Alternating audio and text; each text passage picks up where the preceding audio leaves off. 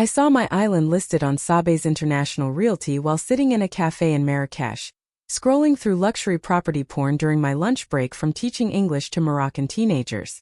Serenity Key, Bahamas, $3.8 million. Distress sale. Immediate possession available. The photos were mine. The property was mine. The distress part was apparently me. I laughed so hard the couple at the next table asked if I was okay. I was 34 years old, living on a $2,100 a month teaching salary, and I owned a $24 million island. This contradiction was about to get very entertaining. See, nobody in my family knew about the island because nobody in my family had asked me a single meaningful question in 12 years. Not since I dropped out of Princeton my junior year to find myself in Southeast Asia. They'd written me off as the failure, the disappointment, the daughter who chose poverty over potential. What they didn't know. I dropped out because a Princeton classmate's father, a Thai real estate developer, had offered me a job as his English translator for international deals. What started as translation turned into deal-making.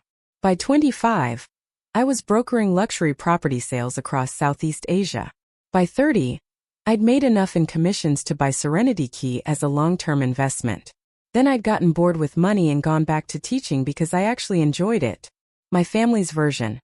Sarah dropped out, wasted her life teaching English to poor kids. Lives in a studio apartment, too proud to admit she failed. I called my brother, James. He answered on the first ring, which was unusual since he typically ignored my calls. Sarah, I was going to call you. Why is my island listed on Sabes? Silence. Then how did you find out about that? James, why is my property listed for sale? Listen, Dad and I were trying to help. We know you've been struggling teaching in Morocco for what, like $2,000 a month? We found out about the island and realized you were probably underwater on payments. Too embarrassed to ask for help. There are no payments. I own it outright. That's impossible. You're a teacher. You can't afford. He stopped. Wait. How do you own a Bahamas island? Long story. Short version. Take down the listing immediately, or I'm calling the police. Sarah, be reasonable. We're helping you liquidate an asset you can't maintain. We've already got 3 serious buyers. We're trying to save you from foreclosure. There is no foreclosure. I bought it cash in 2019. Jesus, James, you can't just sell other people's property. Dad verified it. He found the deed in public records. Saw your name. Saw you stopped making tax payments. I paid the taxes last month. $18,000 from my checking account. Another silence. You have $18,000. I have substantially more than that. Now take down the listing. No. I blinked. Excuse me, Sarah. I don't believe you. You're living in Morocco teaching English. If you actually had money, you'd be living like you had money. This is classic. You lying to avoid admitting you need help. Dad and I already invested $15,000 in listing fees and marketing. We're committed. You invested nothing.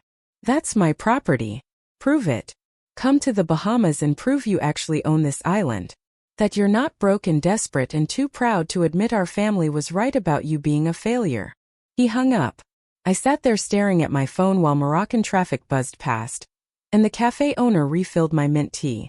My brother had just dared me to prove I wasn't a failure. This was going to be fun. I called Sabes directly, got transferred 4 times before reaching the agent handling the listing, a woman named Victoria Chin, who sounded extremely professional and extremely confused. Miss Cooper, I'm so sorry for the confusion. Your brother provided all the documentation. Distress sale affidavit, power of attorney, even a letter from you authorizing the sale.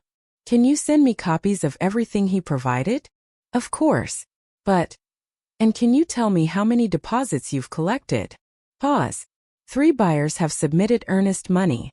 Total of $420,000. But Miss Cooper, your brother was very clear that you're in financial crisis. I'm not. But I need to see exactly what he told you. Send everything to this email. I gave her my address and hung up. The documents arrived 20 minutes later. I opened them at a cafe table while Moroccan kids played soccer in the street. James had forged a power of attorney with my signature. He'd created a fake letter from me begging the family to help sell the island before the banks took everything. He'd even manufacture bank statements showing me $340,000 in debt. The forgery was good.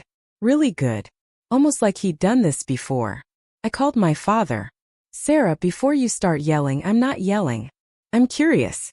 How did you find out about Serenity Key? Your landlord in Marrakesh mentioned it when I called to check on you. Said you'd listed it as an asset on your rental application. I was surprised. I didn't know teachers could afford islands. So I did some research.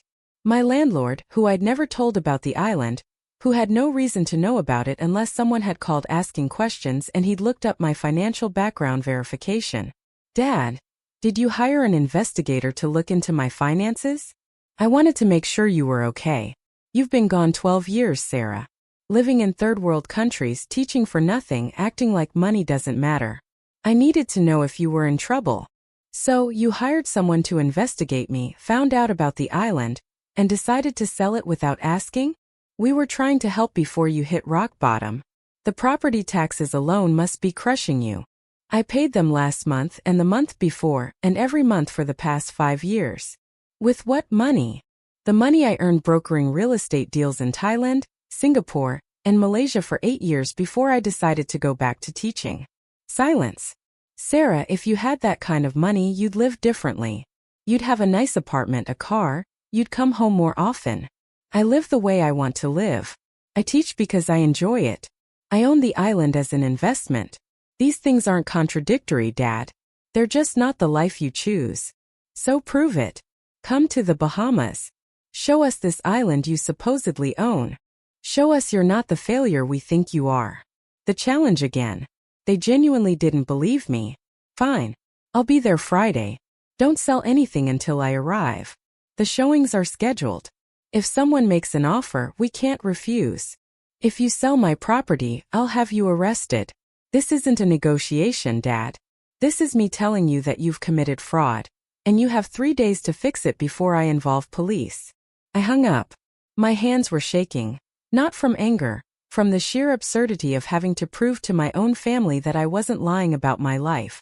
The flight from Casablanca to Nassau took 19 hours with connections. I spent the time reading the full Sabes listing, the marketing materials James had created, and the backgrounds of the 3 buyers who'd submitted deposits. Buyer 1. Russian oligarch looking for a Caribbean tax shelter. Deposit $150,000. Buyer 2. American Texan wanting a corporate retreat space. Deposit $150,000. Buyer 3. Chinese investment consortium exploring Bahamas real estate. Deposit $120,000. James had collected $420,000 in deposits for property he didn't own from buyers who had the resources to make his life extremely difficult when they realized they'd been scammed. I landed in Nassau Friday morning. Marcus, my property caretaker, picked me up in his boat. Miss Sarah, your family's been here all week. They brought contractors to assess subdividing the island. Your brother's been sleeping in your house. How's he treating the place like he owns it? Marcus shook his head. Through a party Wednesday night, 40 people said he was celebrating the sale. We motored across turquoise water toward Serenity Key. I could see people on the beach, my brother, my father, several people in business attire who were probably the buyers. Marcus, do me a favor. Don't tell them I'm the owner yet. Just say you're bringing a potential buyer. He grinned. This going to be fun? Probably. We docked at the main pier. James was there immediately, wearing linen pants and a shirt that probably cost $400. He looked tanned, relaxed, like a man who'd finally found his calling as a luxury real estate broker. Welcome to Serenity Key, he said, offering his hand. I'm James Cooper, family representative for this property. Are you here for the 2 o'clock showing? I shook his hand. Sarah Chin. I'm very interested in the island. He didn't recognize me. I'd left the States with long hair and 20 extra pounds. 12 years in Morocco had thinned me, tanned me, and turned my hair into a short, dark crop. I looked nothing like the Princeton dropout he remembered. Excellent. Let me show you around. As you can see, this is a pristine 6-acre private island. The main residence is 4,500 square feet. For bedrooms, completely off-grid with solar and desalination systems. He walked me through my own property like a stranger, Showed me the house I designed, the solar array I'd installed, the dock I'd built with Marcus's help. Dad appeared from the house with the 3 other buyers. He didn't recognize me either. James, are we ready for the bidding session? Almost, Dad. Just showing Miss Chin the property. James turned to me. We're actually doing a sealed bid auction today. All 4 interested parties submit their best offer, and we'll accept the highest above our $3.8 million minimum. Interesting approach. I pulled out my phone. You have clear title to sell. Absolutely. The property belonged to my sister, but she's been unable to maintain it due to financial hardship. We're handling the liquidation on her behalf. Can I see the power of attorney? He showed me the forged document. My signature was nearly perfect, and your sister authorized this sale. She's struggling to admit she needs help, but legally we have full authority to proceed. Dad joined us. The property taxes alone were crushing her.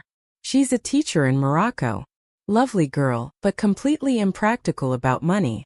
This sale will clear her debts and give her a fresh start. I looked at my father. Really looked at him. He believed what he was saying. He'd convinced himself this was a rescue mission.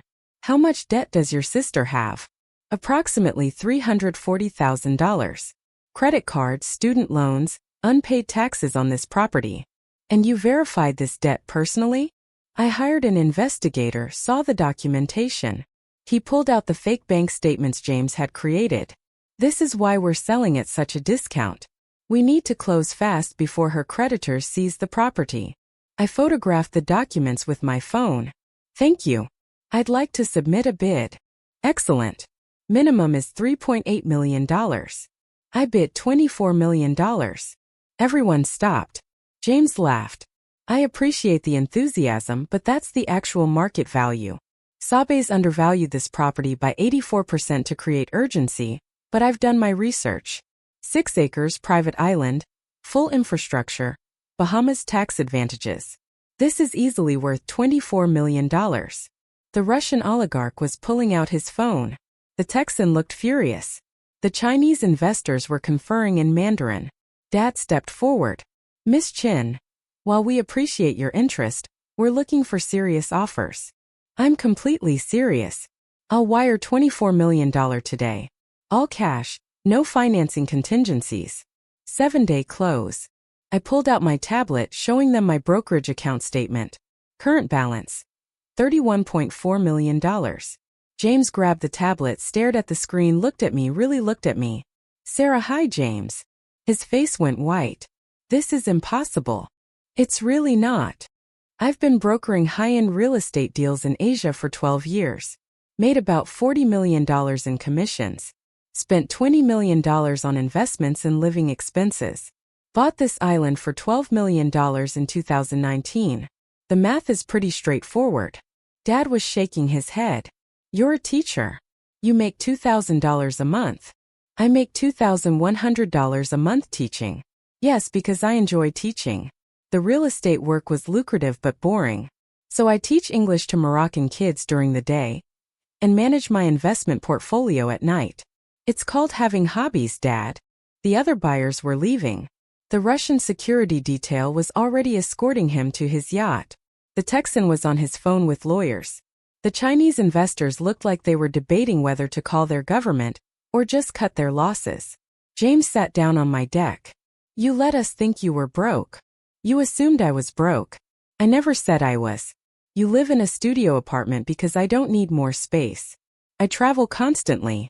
Why would I maintain a huge place I never use? You teach English for poverty wages for fun? Because 14-year-old Moroccan kids are hilarious, and teaching them idioms makes me happy. Not everything is about maximizing income, James. Dad was still holding the fake bank statements. The investigator showed me proof you were in debt. The investigator showed you whatever James paid him to show you. Those bank statements are completely fabricated. I've never had a credit card balance over $3,000 in my life. I pulled up my actual bank statements, showing 12 years of careful investing, property management, and tax payments on Serenity Key. I paid $187,000 in property taxes last month. I pay Marcus $85,000 annually to maintain this place. I've spent $8 million upgrading infrastructure. None of this is secret, Dad.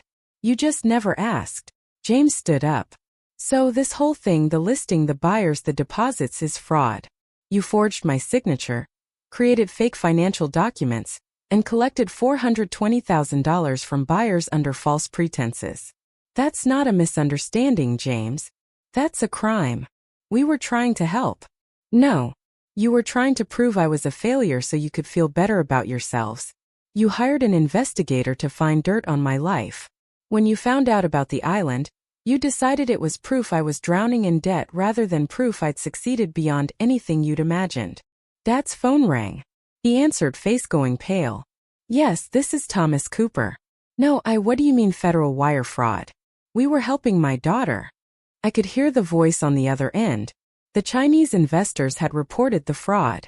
International wire transfers meant federal jurisdiction. James was already on his phone trying to call his lawyer. I looked at Marcus, who'd been watching the whole thing with barely concealed amusement. Marcus, please escort my family off the island. They're not authorized to be here. I'd be happy to, Miss Sarah. Dad hung up. You're going to let them arrest us? Your own family? You tried to sell my island. You collected nearly $500,000 from buyers using forged documents. What did you think would happen? We thought we were helping you. No, Dad. You thought you were fixing me. There's a difference. I pulled up the power of attorney on my tablet. You didn't ask if I needed help. You didn't call and say, hey Sarah, we saw you own an island. What's the story? You immediately assumed the worst and acted on it because you've been living like you're broke for 12 years. I've been living like I value experiences over possessions. I've been living like someone who realized at 21 that making money is easy, but finding purpose is hard. You saw poverty. I saw freedom. The FBI arrived by helicopter 20 minutes later. 2 agents, very serious, very interested in the $420,000 in wire transfers. James and Dad were taken for questioning. The buyers' deposits were frozen pending investigation. Sabes pulled the listing and launched an internal review of their verification processes. I sat on my deck, watching the sunset exactly where I'd planned to be when I bought this place 5 years ago. Marcus brought me a beer. You're really going to let them prosecute your family? I don't know yet. Part of me wants to. Part of me just wants them to finally understand I'm not who they think I am. Maybe they'll never understand. Some people can't see past their own assumptions. He was right. My family had spent 12 years convinced I was a failure. One island wasn't going to change that. My phone buzzed. Text from James. I'm sorry. Not for the listing, for never asking about your life, for assuming you'd fail just because you didn't succeed the way I expected. I stared at the message for a long time. Then I called the FBI agent. I'd like to request the charges be dropped if my family returns all the deposits, pays restitution for the buyer's legal fees, and agrees to counseling regarding boundaries and assumptions. The agent was surprised but agreed to present the offer to the prosecutor. 3 months later, James returned $420,000 to the buyers, plus $80,000 in legal fees and damages. Dad paid for court-mandated family therapy, which I attended exactly once via video call from Casablanca. The session was enlightening. The therapist asked Dad why he'd assumed I was in financial trouble. Because she lives like she has nothing? The therapist suggested. She lives like someone who has everything she needs. Dad didn't understand the distinction. I don't think he ever will. I kept Serenity Key, kept teaching in Morocco, kept living in my studio apartment because it's 3 blocks from my favorite cafe, and I genuinely don't need more space. My family still doesn't really get it, but now they at least know not to sell my property without asking. Some people measure success by possessions.